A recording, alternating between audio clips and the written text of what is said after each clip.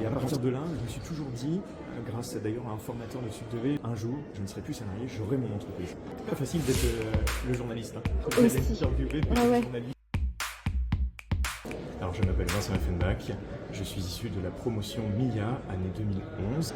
Je suis tout jeune créateur d'entreprise, j'ai une entreprise qui va fêter ses 1 an demain, jour pour jour.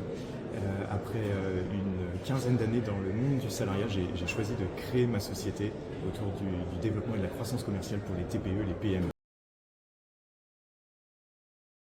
Ce qui me plaît le plus dans mon métier, c'est l'ouverture aux autres. Quand on crée une entreprise, on est constamment à la recherche de partenaires, de clients, de fournisseurs, mais aussi de toutes ces fonctions support qui vous aident à avancer.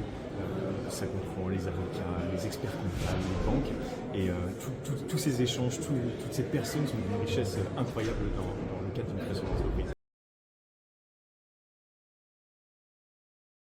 Je pense qu'il en faut plusieurs. Celle qui, à mon avis, est la principale et la plus importante, pour moi, c'est le discernement. Quand on crée une entreprise, il faut avoir la capacité à traiter beaucoup d'informations, entre celles qu'on croit être les bonnes, celles qui s'avèrent être pas forcément toujours très justes, et surtout les interactions qu'il y a avec les uns et les autres. Chaque entrepreneur se rendra compte, à mon avis, de ce que je dis au travers de cette petite question. Ah, si j'avais été à ta place, ah, moi j'aurais pas fait ça, est-ce que tu as pensé? Et donc le discernement, c'est vraiment le moment et la qualité la plus importante pour un entrepreneur pour se dire ok, je pèse mes choix, je réfléchis à ce que j'ai fait et je fais le bon choix, je me lance avec conviction. Le cycle était vraiment très complet de la reprise des fondamentaux du commerce, comment je prospecte, comment je tisse un lien avec mon client, mais on sentait déjà dans ce parcours en fait une sorte de finalité, c'était vraiment natif, on comprenait bien qu'on nous coachait. Moi, SUPDV a appris plusieurs choses. Clairement, s'assumer, avoir la capacité à véhiculer un message, à avoir une attitude, une posture, un charisme. Et ça, on l'a développé au cours de théâtre, au cours d'exercices très pratiques qui font rentrer dans le monde du travail, dans le vif du sujet. La deuxième, c'est que tous les formateurs qui étaient là, chose qui m'a vraiment beaucoup marqué, avaient tous une expérience significative dans l'entreprise.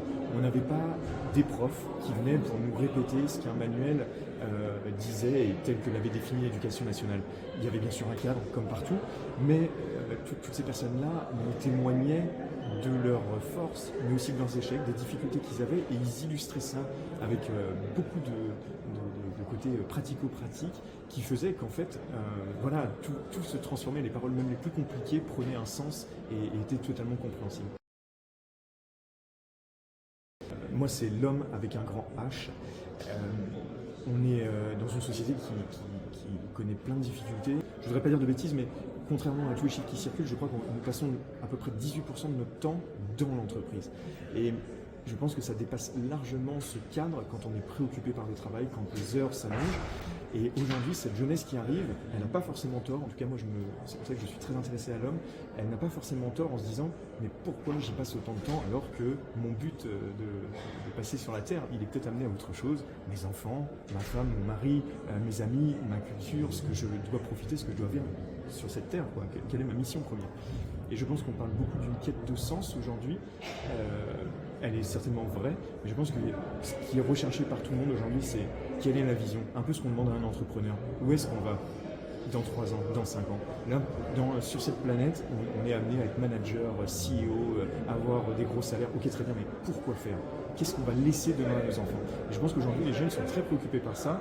Je me mets dedans dans les jeunes pour se dire, voilà, je bâtis, je construis, je prends un poste, mais la finalité, c'est quoi? Vers quoi on tend?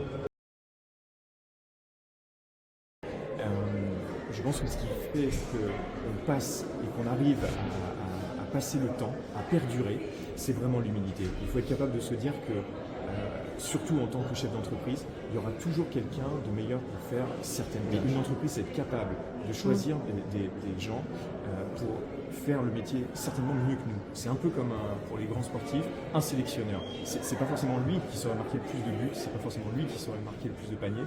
Par contre, il a la clairvoyance, il a l'humilité, il a le savoir pour aller prendre les bons talents, bien les disposer et organiser son jeu pour que ça fonctionne. Un chef d'entreprise, c'est exactement pareil. Il doit prendre ses talents, les faire découvrir, les faire grandir et les positionner aux bons endroits pour que son entreprise perdure.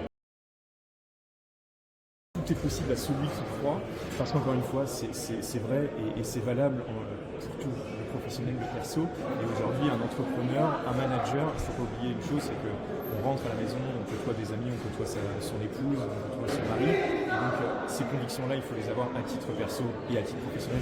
Ça restera ma citation préférée. Tout est possible à celui qui croit.